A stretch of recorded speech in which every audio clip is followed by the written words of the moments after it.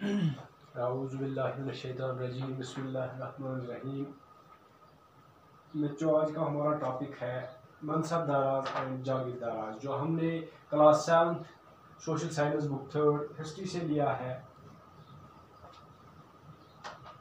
बच्चों, इस टॉपिक से पहले हमने जो है मुगल मिलिट्री कंपेयर्स के बारे में पढ़ा, मुगल ट्रेडिशन ऑफ सक्सेशन के बारे में पढ़ा, Mughal relations with other rulers के बारे में पढ़ा। तो आज हम पढ़ेंगे मनसबदाराज एंड जागीरदाराज के बारे में। मनसबदाराज कौन थे और जागीरदाराज कौन थे मुगल एम्पायर में, तो इनके बारे में हम जानने की कोशिश करेंगे। As the empire expanded to encompass different regions, the Mughals recruited diverse bodies of people from a small nucleus of Turkish nobles, Turanis. They expanded to include Iranians, Indians, Muslims, Afghans, Rajputs, Marathas, and other groups. Those who joined Mughal service were enrolled as Mansabdaras. The term Mansabdaras refer to an individual who holds a mansab, meaning a position or rank. It was a grading system used by the Mughals to fix rank, salary, and military responsibilities. Rank and salary were determined by a numerical value called zat. The higher the zat, the more prestigious was the noble's position in court, and the larger his salary.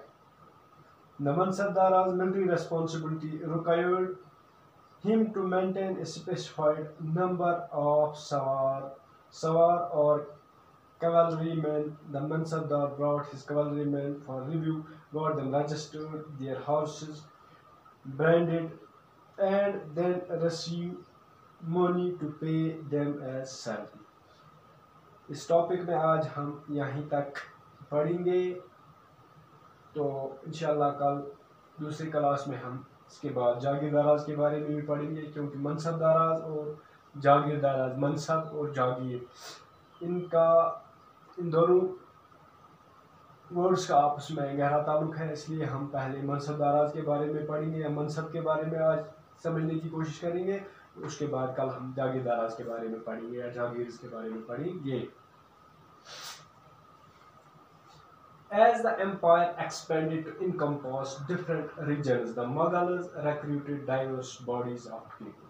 जो ही Mughal empire जो है, Mughal authority जो है expand होती गई, मुख्तलिफ regions तक पहुंचती गई, तो मुगल्स ने रिक्रूट करने शुरू किए मुख्तलिफ नोबल्स जो थे, जो इनकी सर्विस, मुगल सर्विस एक्सेप्ट करते थे, तो उनको एज मनसबदाराज इनरोल करते गए। जिस तरह से तुर्किश नोबल्स जो थे, तो उसके बाद इन्होंने एक्सपेंड अपनी जो है ये अपनी एम्पायर एक्सपेंड होने के बाद इन्होंने ईरानियंस को, इंडियंस को, मुस्लिम्स को, अफगानास को, राजपूट्स को, मराठास को, एंड अदर ग्रुप्स जितने भी who joined Mughal service were enrolled as mansabdar, उनको एज मनसबदार इन्होंने अपने एम्पायर में, अपनी अथॉरिटी में इनरोल किया। द टर्म मनसबदार, नाउ अब टर्म मनसबदार का मतलब क्या है?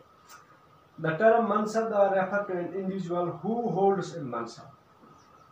मनसब का मतलब है पोजीशन और रैंक। मनसबदार का मतलब हो गया एक ऐसा आदमी, एक ऐसा इंडिविजुअल जो एक मनसब, जिसके पास एक मनसब हो, जिसके पास एक पोजीशन हो, जिसके पास एक रैंक हो। मीनिंग है पोजीशन और रैंक, मीनिंग है पोजीशन और रैंक। जिस तरह से आजकल हमारी आर्मी जो है या हमारी पुलिस जो है, उसमें SHO होता है, उसमें SI होता है, उसमें ASI होता है, उसमें हेड कांस्टेबल होता है, उसमें जो है, या हमारे आज दूसरी मिसाल ये भी है कि जो हमारी फौज में मेजर होता है या CO होता है या हवलदार होता है। इसी तरह से जो है, जिस तरह से उनकी रैंक या पोजीशन होती है, इस तरह से मुगल अथॉरिटी में ये मनसबदाराज थे। तो इनके पास एक रैंक होती थी, एक पोजीशन होती थी। It was a grading system. Mansabdari system जो था ये ग्रेडिंग सिस्टम था जो इस्तेमाल किया used by the Mughals to fix. Mughals ने इस्तेमाल किया फिक्स करने के लिए। क्या फिक्स करने के लिए? रैंक। किस मनसबदार की क्या रैंक हो। नंबर 2, किस मनसबदार की क्या सैलरी हो, उसकी क्या तनख्वाह हो। और नंबर 3, किस मनसबदार की क्या मिलिट्री रिस्पॉन्सिबिलिटीज हों, उसकी क्या फौजी जिम्मेदारियां हों। Rank and salary were determined by A numerical value called ज़ात। एक मनसबदार की रैंक, उसकी पोजीशन, उसकी हैसियत या उसकी सैलरी को डिटरमाइन करता है ज़ात। ज़ात का मतलब हो गया नंबर ऑफ ट्रूप्स या sawar and horses which a mansabdar was expected to maintain. कौन सा मनसबदार, किस मनसबदार के पास कितने फौजी हों, कितने सवार हों, कितने फौजियों को वो, कितने सवार उसको वो जो मेंटेन कर सके। द हायर द ज़ात, जिसके पास जितनी हायर ज़ात हो, यानी जिसके पास ज़्यादा फौजी हों, जिसके पास ज़्यादा कैवलरी मैन हों, हॉर्सेस हों, the more prestigious was the noble. तो उसकी ज़्यादा इज्जत होती थी, वो ज़्यादा खास होता था। Position in the court and the larger his salary, और उसकी तनख्वाह भी उतनी ज़्यादा होती थी, उसकी रैंक भी उतनी बड़ी होती थी और उसकी तनख्वाह भी उतनी बड़ी होती थी। तो the mansabdars military responsibilities required to maintain a specified number of sawar. इसकी मिलिट्री रिस्पॉन्सिबिलिटीज क्या होती थी? जिस तरह से मैंने पहले ही बताया, ज़ात। ज़ात का मतलब है the number of troops, sawar and horses which a mansabdar was expected to maintain. इसकी मिलिट्री रिस्पॉन्सिबिलिटीज ये थी कि इसको मेंटेन करना था स्पेसिफाइड नंबर ऑफ सवार। मनसबदार को ये कहा जाता था कि आप इतने, यानी स्पेसिफाइड कोई नंबर उसको दिया जाता था कि इतने सवार आप मेंटेन कर दीजिए। सवार और cavalry man. The mansabdar brought his cavalry man for review.